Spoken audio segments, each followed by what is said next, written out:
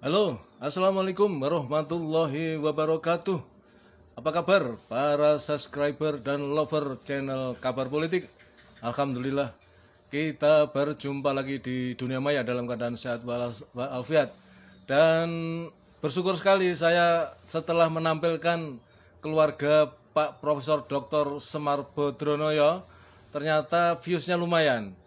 Ukuran views lumayan buat saya adalah ratusan. Nah, ya perlu ribuan. Syukur kalau sampai ribuan, tapi dengan ratusan saya sudah bahagia, ya toh.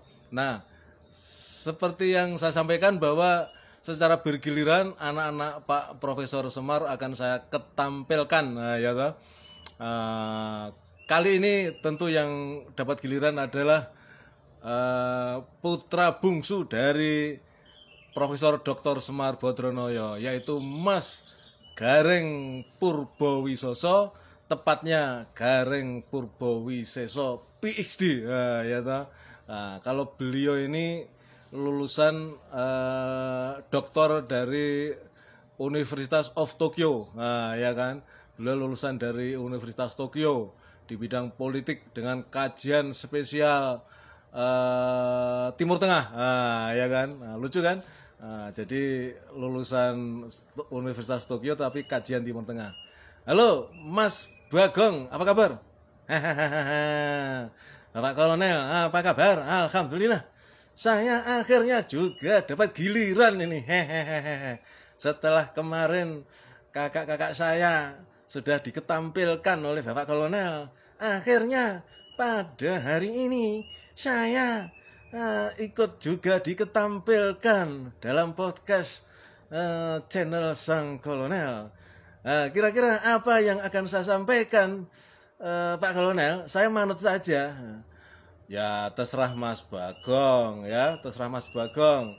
Kira-kira apa yang Mas Bagong sampaikan. Tapi tentu saja yang masih menarik adalah situasi yang masih memanas ya dalam peta perpolitikan negara kita dalam rangka menuju Pilpres ya toh 2024 ya kan. Kemarin Mas Gareng dan Mas Petrosi menyampaikan pandangan mereka tentang debat capres Mas Bagong lah. Sekarang sampean ya terserah monggo mawon ya. Begini Mas Pak Kolonel ya. Saya kira saya juga masih tertarik dengan acara debat Pilpres itu. Saya juga menyiapkan materi yang akan saya sampaikan dalam kaitan pemantauan saya dari debat Pilpres kemarin ya. Dan judul analisa saya adalah si Sontoloyo LBP. Wow, Mas Bagong, sampean bikin kaget saja. Jangan singgung-singgung nama LBP Mas Bagong. Tunggu dulu Bapak Kolonel. LBP yang saya maksud ini beda. Ini bukan si Opung, bukan Opung Luhut bin Syar Panjaitan, bukan. Meskipun beliau sudah tua tapi masih berbahaya itu Pak Kolonel. Lalu yang Mas Bagong maksud dengan LBP itu lalu apa? Nah, makanya Pak Kolonel, dengarkan saja analisa saya, oke?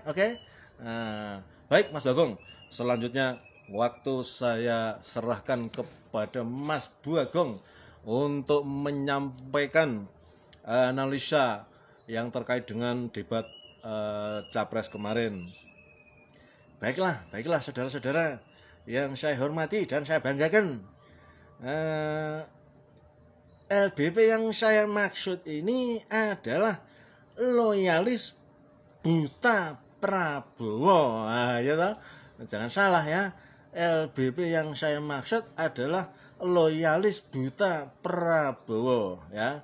Nah, Bapak-bapak sekalian, saudara-saudara, ada lagi loyalis buta Prabowo, selanjutnya saya sebut dengan LBP yang menyerang kaum oposisi terutama dari pihak 01 ya kan.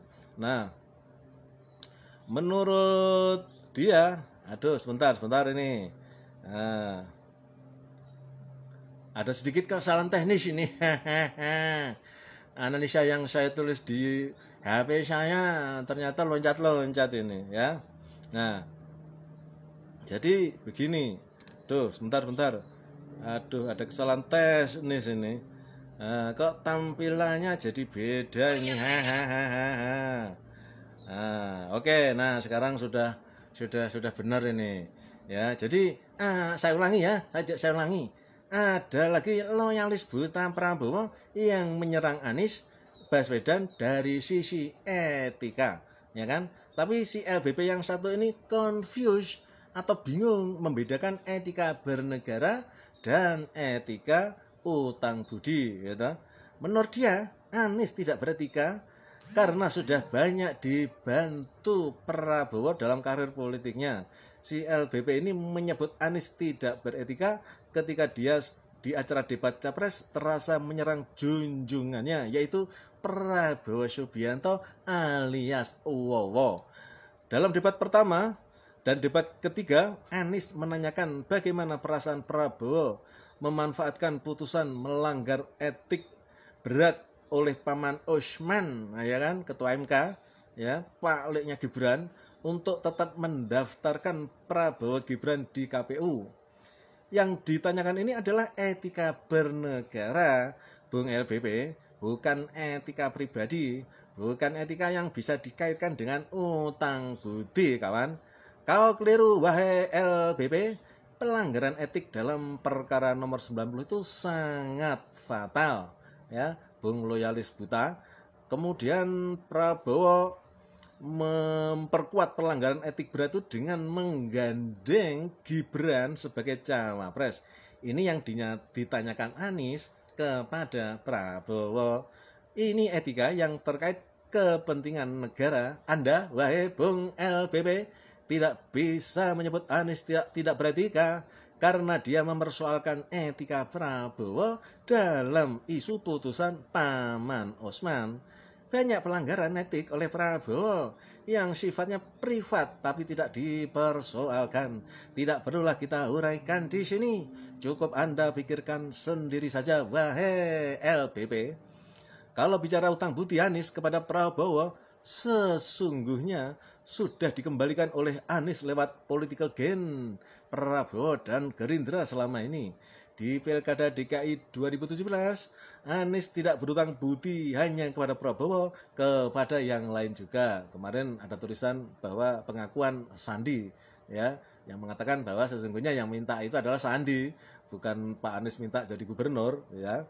Nah, Anies telah membayarnya dengan kemampuan dia memenangi pilkada itu. Kemenangan itu membuat nama Gerindra harum dan populer. Ini merupakan political gain yang tak bisa diukur hanya dengan utang budi. Pilkada ini juga diperjuangkan oleh PKS juga, oleh pihak-pihak sosial politik lainnya juga. Gerindra mengusung Anies, ya, tapi Gerindra telah menerima laba politik yang relatif besar dan proporsional, ya. Nah, mau loncat lagi nih, waduh kacau ini. Sebentar. HP saya ini HP jadul, jadi suka loncat-loncat ini, ya. Nah, oke. Nah, menurut LBP, Anies tak tahu berterima kasih sudah ditolong oleh Prabowo, ya kan? Ini kerancuan yang perlu diluruskan. Kalau pertanyaan tajam Anies di acara debat capres itu dianggap tidak beretika, lalu apakah Anies akan disebut anak baik jika dia memuja-muji Prabowo? Tentu akan menjadi lebih aneh, bukan? Debat capres adalah salah satu cara untuk melihat kualitas para capres, terutama kualitas etik mereka. Karena itu, pertanyaan perihal etika publik atau etika bernegara menjadi sangat penting untuk dimunculkan. Jangan dianggap sebagai serangan pribadi. Ketika Anies berbicara soal etika, seorang calon pemimpin, dia mempersoalkan pelanggaran etika publik, bukan etika dalam kehidupan privat. Tetapi etika kehidupan privat pun sah-sah saja dipersoalkan. Hanya saja jarang disentuh. Dipastikan Anies tidak melakukan itu.